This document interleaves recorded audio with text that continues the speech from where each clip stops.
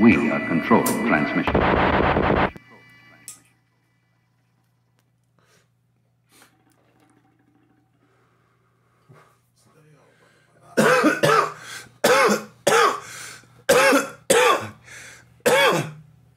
Cannabis Connection in the house. 420 boys in the building. For the Extreme Retro Review for ECW, April 13th, 1997.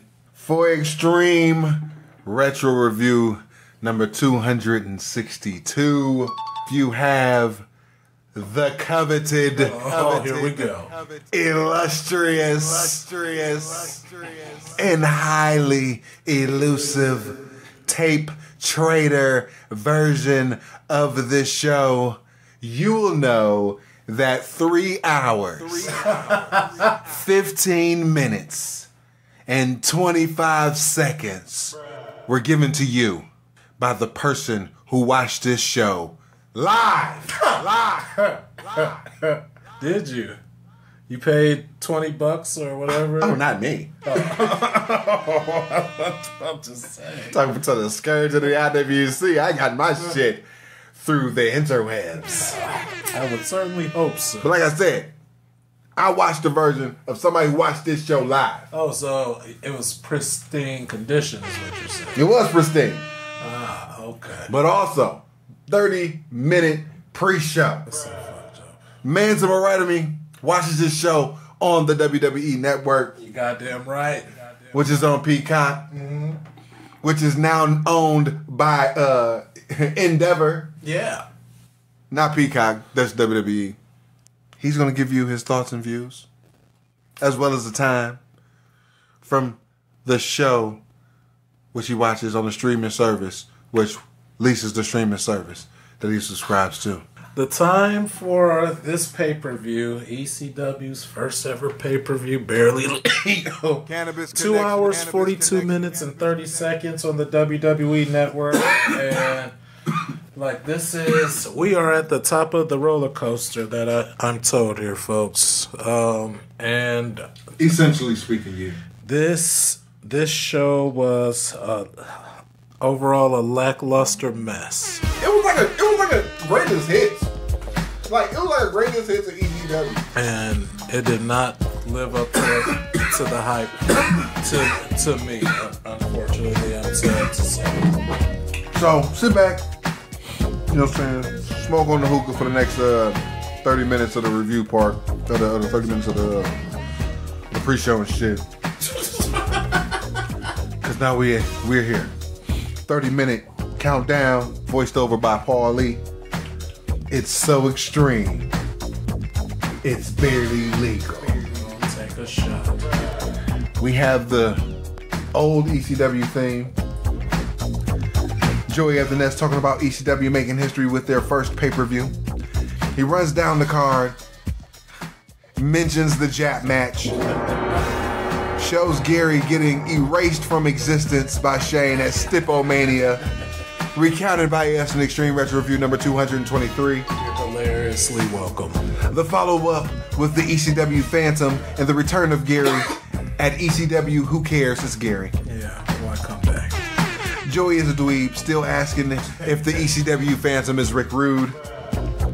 This whole segment is being the music is set to All the Way Live by Coolio. Oh man! They then switch over, and then they talk about the Dudleys and Eliminators match at the pay-per-view, and it's set to Fed Up by House of Bang, and they play the entire song with the video. I wish I ordered this pay-per-view so I could ask for a refund. This song is awful. Moving on. We got 14 minutes and some change, and we got Paul Lee with the voiceover saying, this pay-per-view is so extreme, it's barely legal. It cuts to Sandman beating up Balls Mahoney. Joey then throws it to the BWO spot that I talk about on the clip shows. I noticed Stevie okay. So it shows it's highlighting the three-way dance, you know, Stevie, Hack, and Terry Funk, and you know they're highlighting Stevie at this point. And on the BWO spot, you know, on the BWO video, you have mentioned that one of the parts is Raven punching Stevie in the face. Yeah. He like, how does that make Stevie, like a top guy, baby face, a badass? That's a part of his like theme package. Pause. Ridiculous. Yeah. Take that out. Joey then highlights Raven, segues to Terry Funk, and his quest to win the world title. They replay Funk, and he replayed a vignette with Terry Funk at Dory Funk Sr.'s gravesite. I did not die. We got 8 minutes of some change. We got another Paul Lee voiceover. So extreme, it's barely legal. Take a shot. Joey then hypes Taz versus Sabu. Replay Taz Sabu Showdown in November to Remember 1996. Recounted by ES and Extreme. Retro Review number 231. You're welcome. We're now down to 4 minutes and some change with another voiceover for Paul Lee. So extreme, it's barely legal. Take a shot. Joey at the nest for the final shilling. He is still a dweeb, but he's shilling the fuck out of this pay-per-view. Paul Lee with the final shilling, and it's set to 1, 2, 3, 4 by Coolio. Moving on. Cannabis connection. I'm good. The show starts with Joey in the ring, and he's running down the card, and the Dudleys immediately come out. I just wanted to put this on audio that Joey's suit is entirely too big. I also want to note out that the Dudleys apparently are the Intercontinental Tag Team Champions. Yes. The crowd is going chanting "Fuck you, Divine." Divine cuts a quick promo, and it cuts to another thing, the real ECW thing. Now, up until today, all the supercards have been eloquently play-by-played by the conductor, the engineer, and the road horseman of the Poonie Poon Express, the multiversal heartthrob, my partner in crime, Hot Stuff Hollywood. But for the pay-per-view, and quite honestly, this is it.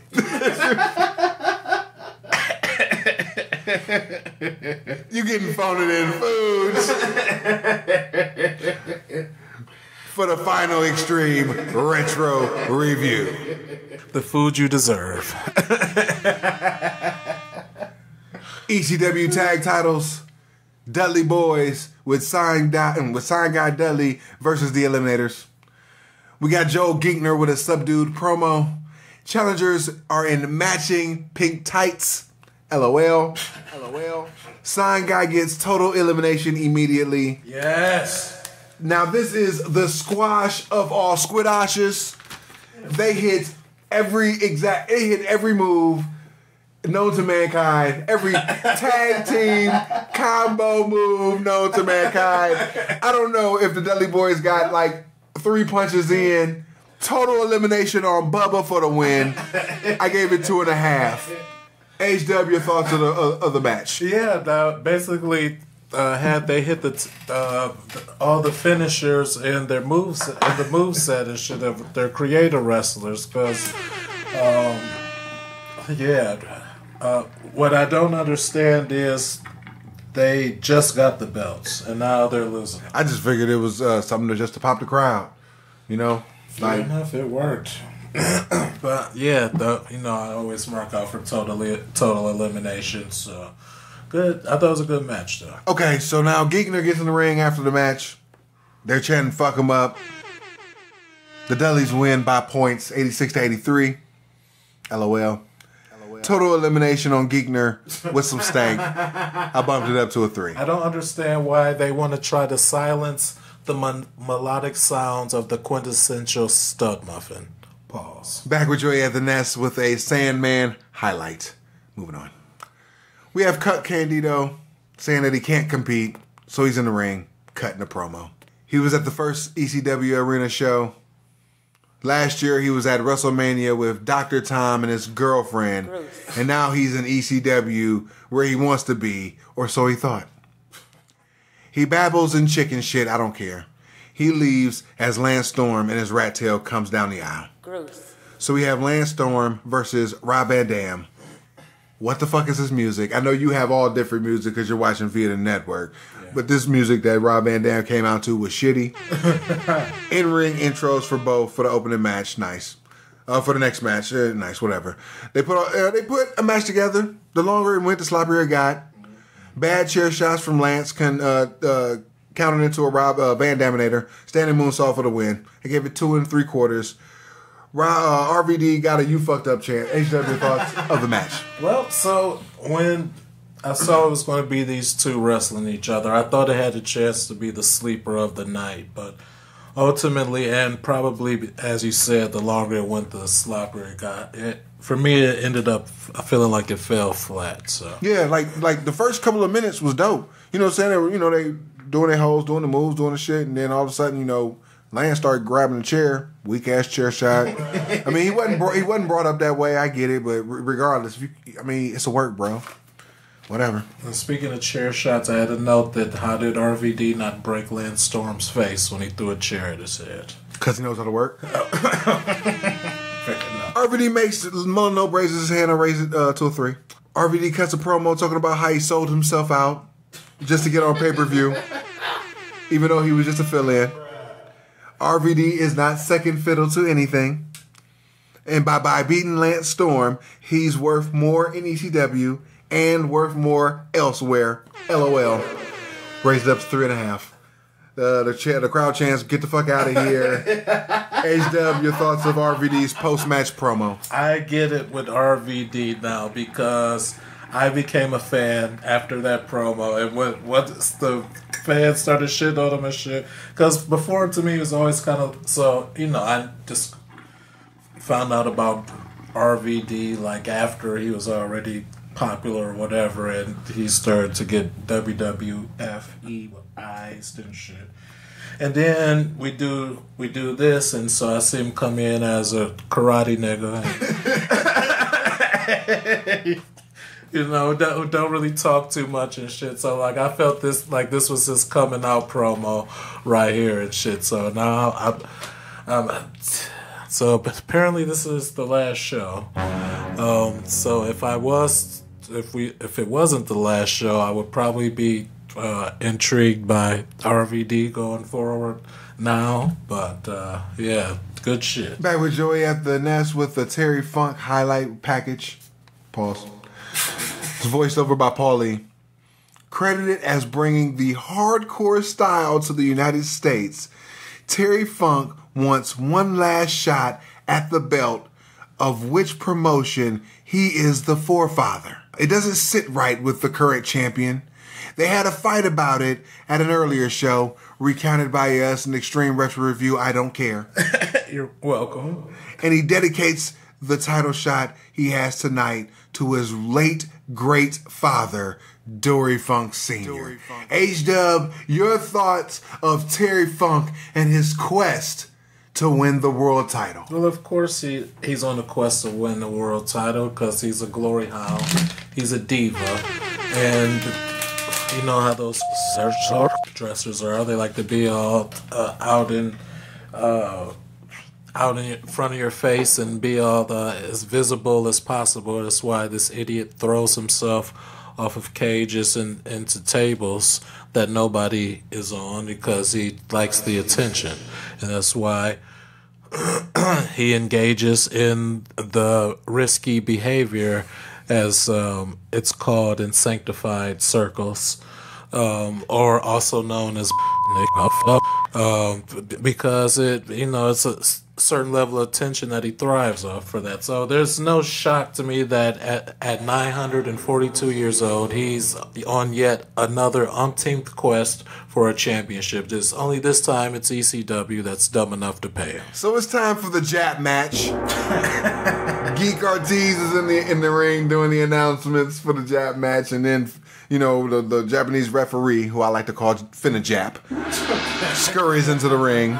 Joey Styles mentions Dave Meltzer and the Neck BZ. He is yum in attendance. Where the hoes at? Oh, sorry. Oh no, that's Shim. Oh yeah, man, what's up? Greatest ECW podcast in the known and unknown multiverse. Got to give a shout out to my boy Shim. What up, Shim? Where the hoes at? Oh, still don't know, huh? It's a special occasion, bitches.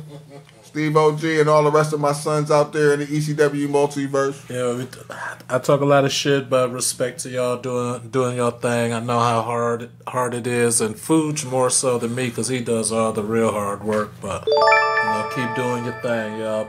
You'll get there one day, guys. So we got BWO Japan, consisting of Taka Michinoku, Men's Teo, also known as Terry Boy, and Dick to Go.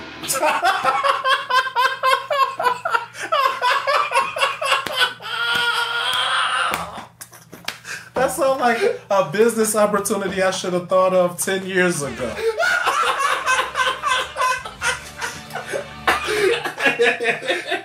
I don't know how many times I've seen Dick Togo, and I didn't think, oh man, Dick to Go. Oh shit. Versus Great Sasuke, Grand Hamada, and Grand Naniwa. Ortiz fucks up their names immediately, LOL. It's Sasuke, not Sasuke. Naniwa was replaced by Yagasichi. What? He looks like a pharmacy store Power Ranger. Joey says, great job. Joey's not a real friend. We got a comedy exhibition match to showcase the Jap promotion. Bunch of flips, some power, back and forth throughout. Tiger suplex on Sasuke, on Taka for the win. I gave it 3 stars. H-Dub, your thoughts of the match? Wow. Well, I was instantly annoyed because the WWE versions of the BWO theme song came on. So, I get hyped for them as an act and shit. And then out comes these 3 Japs and shit. I'm like, oh, here we go. And then to make matters worse, Jap Team 2, as you said, had the Green Ranger and a fucking Japanese Mike Awesome. So, yeah, I got on my phone and shit. And I will say I expected BWO Jap to win, so I was surprised when... That's crazy.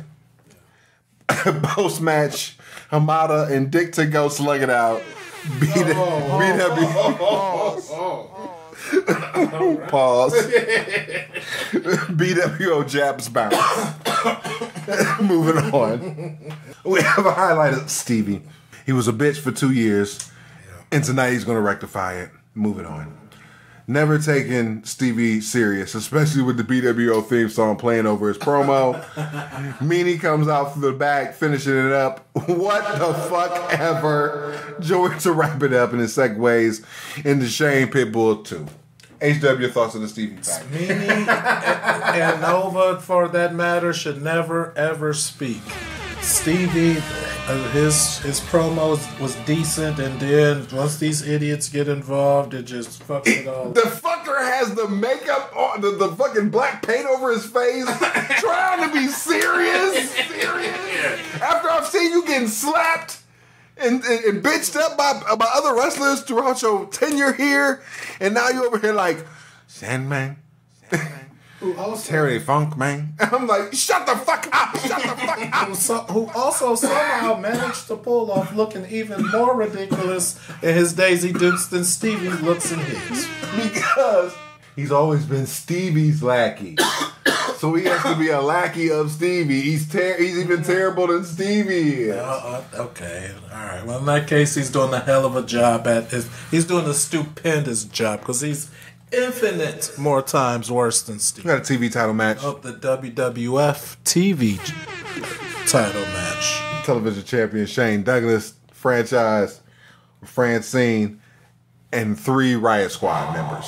Oh my God. Versus Pitbull Anthony. I'm having flashbacks. Shane immediately gets in the ring. Francine gets in the ring, pushes Geek Ortiz out of the way because he's an idiot, always getting in their way and shit. Shane yells, cut the music. Shane with a promo. He revisits becoming the anti-monitor, leaving and coming back and winning the title, breaking Gary's neck in the process. Yeah, good times. He talks about the ECW Phantom and wants to kick some ass. Joey's still shilling the stip as if we don't know that Rick Rude is the ECW Phantom. Gary's in the crowd with the neck brace, LOL. He can't be at ringside because they won't clear him to be at ringside, so he bought a ticket. He's now there with the mutants. Hat guy, Faith No More guy. Right where he belongs. They're all sterilized. He looks at home, sitting with the fans. All number 2 to start. Shane targeting the neck. Anthony's either gassed or he has no clue what to do in this match. Lucha Shane slows the pace. The crowd chants that she has herpes, meaning Franny. Pitbull is fucking everything up during this match. It's pretty simple. Do some power shit to the heat. Come back, do power shit. More heat. Power shit, more heat. This motherfucker trying to do flips and dives and shit. He fucking everything up. The nigga is gassed. Or he got a concussion. I don't know what the fuck. Outside, Gary jumps in and attacks Shane. The bikers take him and the brace away. LOL. Inside, the guardrail spots start getting fucked up, and this match falls apart. Everything is done in front of Finnegoof. I quit. Negative infinity. Cuck runs in and gets beat up. Shane uses a table piece, a chain, the table piece again on Pitbull Anthony. The crowd turns on the match. Pitbull fights through all of that, then jobs to the belly-to-belly clean. Rude from the house mic says he agrees to the stipulations if he gives up Francine. The ECW Phantom, in quotes, then comes down. H-Dubs, your thoughts of the match before the post-match? Way too fucking long. The match was 3 times longer than it should have been. Watching Anthony trying to mat-based wrestle and sell was painful. The best parts of the match was the crowd chants. Why the fuck didn't the ref DQ Anthony when Gary got involved? Everything they did was like Finnegoof was right there the entire time. It's not like Finnegoof got bumped. Finnegoof was just in the corner like a bitch, just watching this shit happen. Never fucking, rang the bell. So no nuts. And then the deafening silence when they start trying to do the false finishes and shit. Even when Shane got the brass knucks and a couple other finishes that you could hear a fucking pin drop. Yeah, Joey's still a dweeb, playing it straight. The fake Phantom comes down, tugs Francine. Gross. Belt shot by Shane. One of the bikers comes out and it turns into Rude. Ping pong into the primetime slam.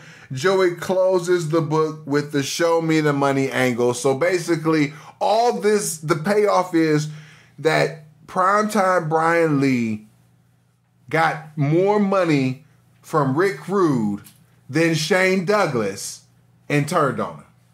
Because Brian Lee was always talking about show me the money, show me the money. Yeah. And that's how they got out of that abomination.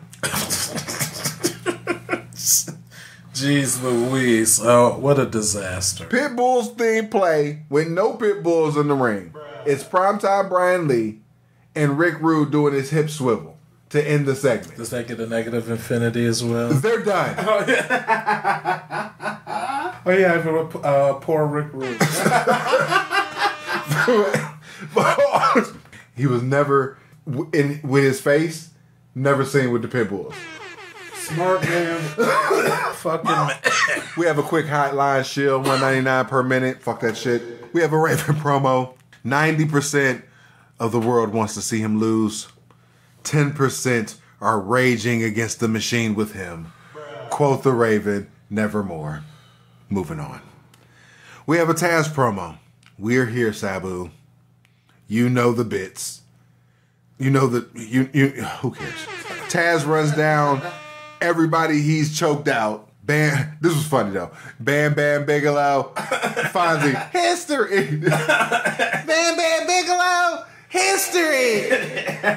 Paul Violence. Ultimate Fight.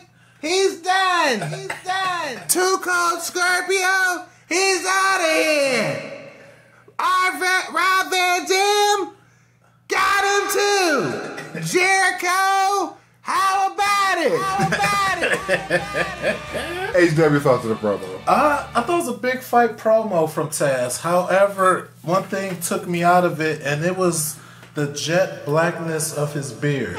Like, it was like space, void of space black. So, and then, I had to double check, and I'm pretty sure his top of his hair is brown. I wasn't checking the nigga out that much. Well, the nigga they was zoomed into his face with it, and he had a towel on his head. There was only like 2 places I could look. Settle down, bro. I'm not insinuating anything. I'm just saying I'm not checking in, man. I told you, folding in fools in effect, man. Damn, I don't give a shit. Fair enough. Do you remember when Taz and Sabu were the ECW champs? Vaguely. All right. Yeah. Like, I remember because, you know what I'm saying, like, I'm with it. But I was just, for the common, casual ECW fan that you are and shit. Like, do you remember them being the champs? Like, that's when he was the Tasmaniac. I mean, yeah, definitely. You know what I'm saying? Like, Sabu did a nigga a favor, man. You know what I'm saying? Like, yeah, I'll tag with you, man. You know what I'm saying? Whatever. Joey's putting it over like it was some monumental title reign. Like, Demon Lake going Benoit was beating them niggas asses every week. Taz versus Sabu. All Taz to start. Sabu gets busted open hard way with some cross faces. Shout out to the crippler.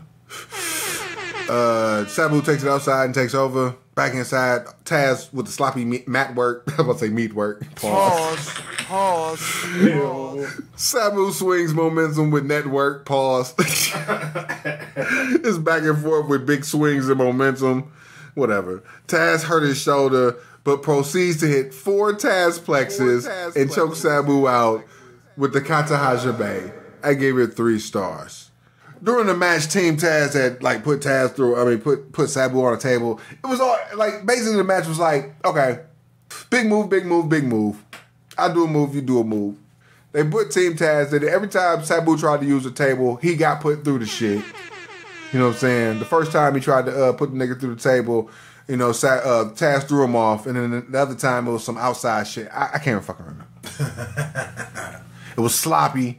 You know what I'm saying? It was like when Taz had it, it was, it was together. Sabu is obviously sloppy. It's going to be a styles clash regardless, but I don't believe they really knew. I don't think Sabu was supposed to lose this match. Oh, really? I don't think Sabu was supposed to lose this match. I think Sabu was supposed to win this match. You know what I'm saying? Because, the way that the match looked to me, it was supposed to be all right, because they never really let Sabu do anything. And, Sabu went through Taz went through no tables. You know what I'm saying? Sabu really only got, that big leg drop off. You know what I'm saying? He got his, he gave him a suplex or whatever. You know what I'm saying? He reversed his shit. He put him in his own shit and everything. But the match was, all Taz. It should have been, all Taz and then Sabu ekes out a win or whatever. But they didn't play it that way. Your thoughts on the match? I thought they went the right way with it. Taz had to win, but it looked like Sabu should have won. Anyway, I'm sorry. Go ahead. You're good. But I had 2 main takeaways from this match. One, how the fuck was his neck not broken? Because Taz threw him clean on his neck at least a good 4 times and shit. And then my second main takeaway from this match is that Sabu is an idiot. Yeah.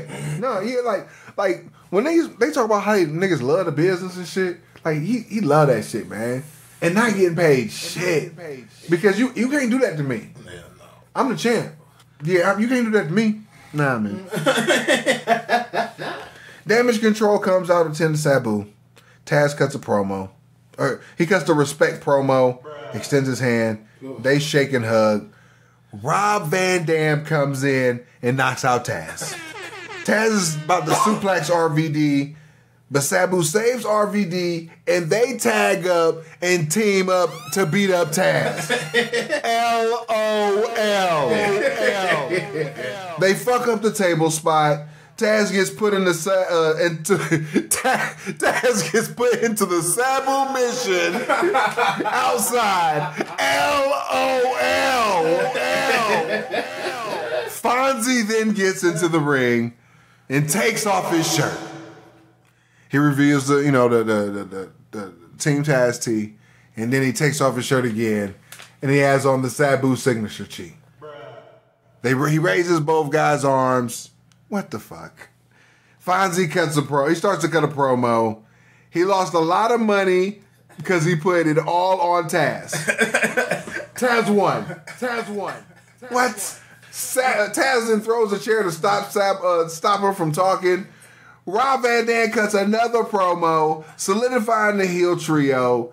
He wants to work Mondays. Hilarious. I raised it up to a 4 overall, but the match was 3 at best. HW, your thoughts of the post-match shit? And he said, and I love working Mondays.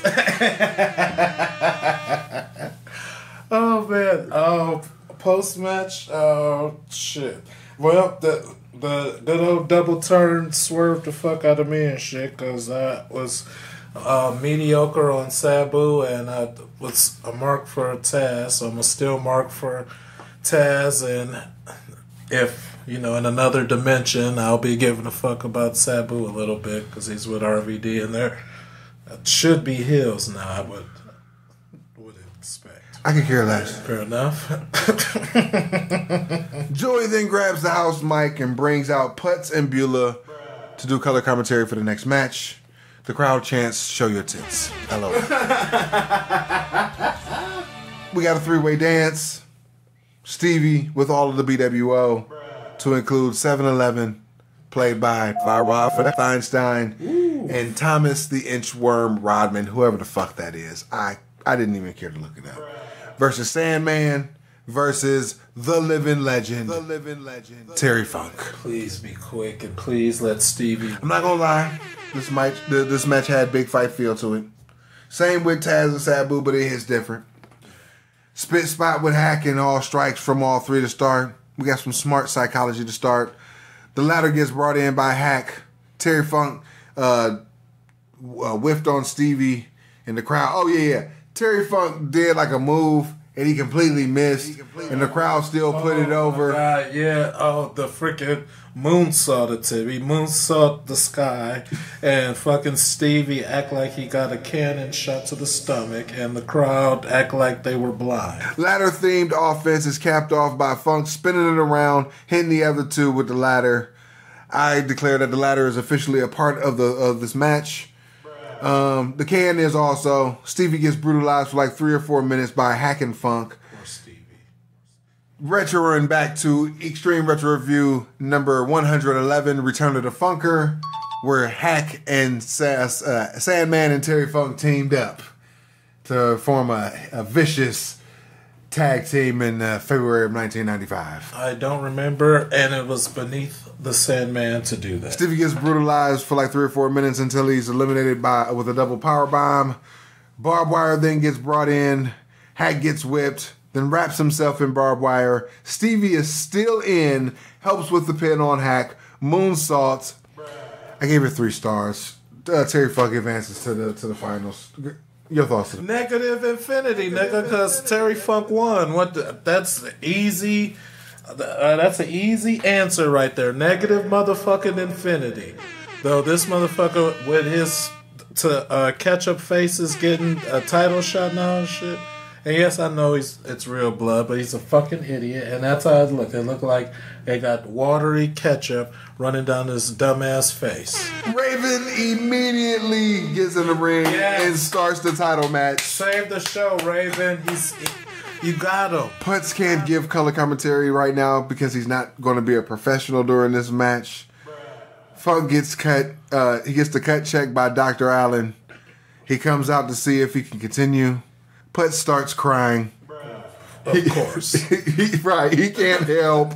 Of course. He can't beat Raven, nigga. That's why he can't. What a puss. He's like, this nigga crying. He's like, I can't help. I'm like, yeah, nigga, Raven's in there. Nigga, you can't do nothing with that nigga. Reggie Bennett. Oh, yeah. From the Terry Funk Lifetime Achievement Banquet comes out. Power bombs Terry Funk. Yes. Thank you, Reggie, my nigga. Or nigga. My bad. The doctor gets dumped. Raven yells at Tommy Dreamer about beating Funk. And Big Dick Dudley returns to ECW. Beats up Tommy Dreamer. several unnamed members of Raven Nest down below stack tables, punts, reverses the choke slam. Oh, yeah, is that what we're calling it? That's what we're calling the push and stumble slam. Yeah, Big Dick Dudley, pause, looked like he's never even rehearsed doing the choke slam ever in his life. And there was like no coordination.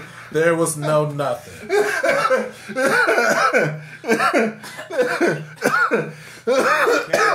Big Dick Dudley, pause, and Tommy Dreamer, pause.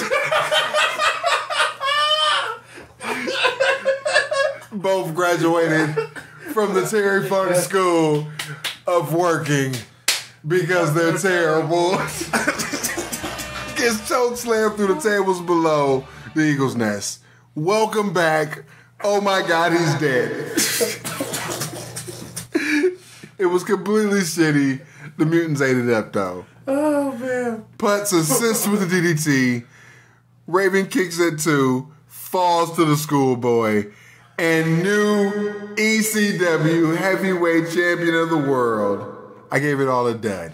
HW, your thoughts of the match? So I popped when Raven came out. Pause. That was fucking Pause. genius. I'm like, hell yeah, finish this motherfucker off. Pause. And then once it started stretching to the unbelievable, and then the whole fucking Tommy Dreamer, Big Dick Dudley pause thing was a whole distraction. In a match that didn't need distractions and shit. It's the first pay-per-views, your world title match. You got Terry Funk for this bullshit and shit. And then so you're cutting away to that shit. Didn't make sense. And then obviously they went with the wrong finish. Why do you want this dude to be the face of your franchise? And then to cap it all off, and actually it's perfect. Is the perfect icing on the cake. He takes his undead ass into the crowd and starts spreading AIDS. Putts and fucking praise. And start making the people yell our way. Funk celebrates in the crowd with the belt. The shit cuts off. Yeah, that's appropriate. Overall, shit was terrible. It was. It was a bunch of middle of the road to below average matches. The Shane Pitbull Anthony match was one of the worst matches I've ever seen in the history of this promotion. The three-way dance severely underdelivered. The ending underdelivered. And the crowd was jizzing the whole time. They're brainwashed. Clearly. You've seen a cult before. Oh, dang it. I was too high, but I had a note about Cannabis Paul's connection. speech and the Funk's banquet. Where there were elements of it that sounded very cultish after he was talking about Funk and his ass bone and how he still went to work, and that's the type of people he's looking for, and that's the type of standard that they're holding people that are willing to work with a broken tailbone, and then that's another shit. I'm like, okay, you cult master, I hear you. That's it, y'all. Like, there's nothing else to say. Like, you know, like, first of all, you know, I got a whole bunch of sons, so they're gonna continue on to do the shit for real. But, you know, everybody knows what Barely Legal to the end of the promotion is like. I mean, you know the ending, you know, like, you don't know the end. Like, my partner in crime don't know the ending, and he, I'm sure he don't give a fuck at this point. But, you know what I'm saying? But, you know, it was a great journey. Oh, it's been a hell of a ride, this ECW journey, because I have a whole different view. Because before, like, I had no idea who you tape trader people were and shit, and now I just can't help but wonder what your brains look like at this stage in your life after having to go through all that on the Tape Trader show. And plus, honestly, to have liked it in the first place, honestly, because it had some nice stuff to make fun of and to do a podcast about and poke fun of and get high to, and you know, to Johnny Hot Bodies and and fucking Sal Balomo on up to Terry Funk is the world champion. And where do you go from here? So I think this is a good place to put a pin in the Extreme Retro Review, kicked off by us, the originators and the innovators. Yeah, like it's, for the Shims and Steve OGs, the Hardcore Havens, the Extreme Timelines, and so on and so forth for all you people that's going to eventually jump on the wave that we created. You're welcome. And don't fuck it up. Use this as a template, as to what you can and can't do in a podcast, you know what I'm saying? Yeah, for sure. Yeah. You can miss several years. It doesn't matter. It's your story. It's your story. That's right. You got to finish your story. You can have a partner who who talked about all his damn sojourns and failed botched threesomes, the glamazons, the 23s, the milk of magnesias. You know what I'm saying? Oh shit. Oh, the Cincinnati run. Yeah, the Cincinnati runs, the Kalahari trips, the holiday parties. You know what I'm saying? And starting from a damn associate to being a supervisor, now being a manager. You know what I'm saying? Family man impending. Yeah. Got a fucking daughter on the way and shit. I know. You used to fuck bitches in your car. Yeah. Oh, good times. Oh, man. Good fucking times. But I'm glad that we'll still be continuing on in some fashion because this is, in some ways, therapeutic, and in some ways, it's, it gives me a good reason to hang out with you a couple hours every now and then and shit. You're the oldest friend I still talk to. Aww. As I shoot. Wait a minute. Not the 6? I thought you were the 6. The big 6 longer. I got with them in high school. Oh, wow. I predate the big 6. I know I predated the big 6. Yeah, you predate the big 6, my brother. The weirdest one. Oh, man. Yeah, you were definitely the most different of us. Because, most of us, we all kind of try to blend towards whatever the current. I'm not trying to say you didn't, but I don't know. I felt like we tried to fit in more than you did, if that makes sense, to what was normal. I wasn't allowed to. You weren't allowed to be quote unquote normal. I wasn't allowed to be normal. I'd say that was a good call, though. I wasted a lot of years trying to be normal. Fuck them. Fuck normality. The weird are going to inherit the earth. Eventually. As they should. They take all the chances. There will be no more Extreme Retro Review. There will only be... Well, the Cannabis Connection era is over. There will always be cannabis. But the Cannabis Connection era is over. No more 420 boys. We're out the building. Yeah, we have the building, man. Yeah, we're done being on Swanson and Rittner. You know what I'm saying? But chronic contingency. You know what I'm saying? Get ready. That's it. ECW. That's it. Yeah, it's kind of weird. It feels very last episode of Fresh Prince. Yeah, turn the light off and shit. You know what I'm saying? Yeah. I know that's cheers. Oh! But yeah, when you hear from us again, know that life is a work, so always get paid for it. We out. Peace.